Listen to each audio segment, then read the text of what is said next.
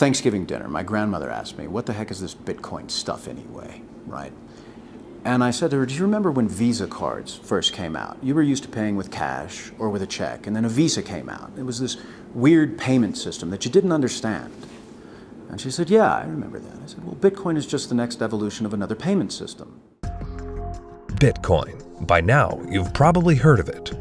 The wild fluctuations in its price has gained the attention of the mainstream financial media. But Bitcoin is much more than just your average investment. Beneath all the hype and hysteria lies what could be the most important technology of our lifetimes.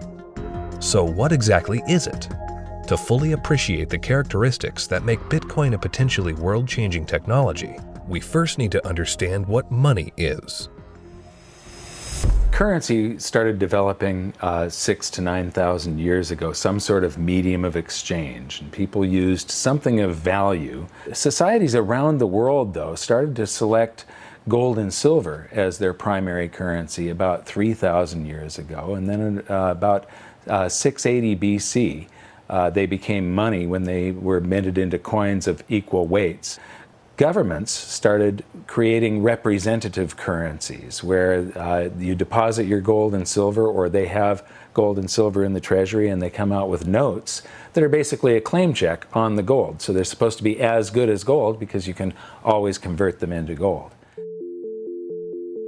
Throughout history, precious metals were chosen as money, not through government decree, but because of their unique features.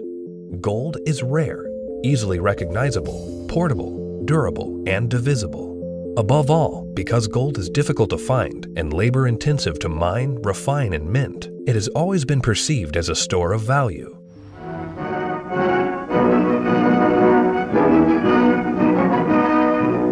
At Bretton Woods, New Hampshire, delegates from 44 allied and associate countries arrived for the opening of the United Nations Monetary and Financial Conference. In modern history, as World War II was coming to an end, in 1944, the Allied nations met at the small town of Bretton Woods, New Hampshire. Here, they drafted a new financial system, which would stabilize the world's financial system once the war ended. With the United States poised to enter a golden age of prosperity, the US dollar was chosen to be the world's reserve currency.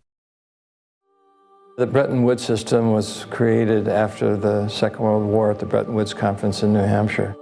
And rather than using gold as the means of exchange between countries, as was the case under the old gold standard, the dollar was going to be used. The dollar was chosen because back then it was as good as gold. Under this new system, the countries of the world would tie their currencies at a fixed rate to the US dollar. And because most of the world's gold was held in US vaults, the US dollar would be backed by gold at a fixed price of $35 per ounce. This created a system where the currencies of the world were effectively backed by gold through the US dollar. I have directed Secretary Connally to suspend temporarily the convertibility of the dollar into gold or other reserve assets.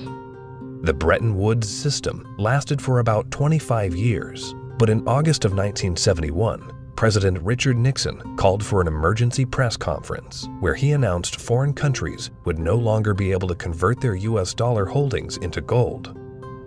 This surprise move would come to be known as the Nixon shock. With this one announcement, President Nixon effectively created our current monetary system, a system where no currency is backed by gold or anything of value. This is what is known as a fiat currency. Fiat currency is currency that's backed by nothing except government promises. The word fiat is a Latin word, and it basically means currency that's circulating by force. If people have confidence in that currency, and if there's enough government force, that will enable the currency to circulate for a period of time until people lose confidence in the currency. Money is a medium of exchange, and the way it has evolved is that it's always something of intrinsic value until the modern age, when the politicians say, well, we don't need anything of intrinsic value anymore. All we need is political decree. We can say this is money, this piece of paper is money. Now money has a new characteristic, but underneath it all, there's this same concept. in place that nobody ever seems to challenge, and that is that governments have a right to declare something of no value to be money and you must accept it. That's really the problem, and it's still the problem today. Without anything tangible backing the currencies we use today, governments around the world have been able to issue unlimited amounts of new currency without restraint. And with the advent of the digital age, currencies around the world are now digits in a global banking database.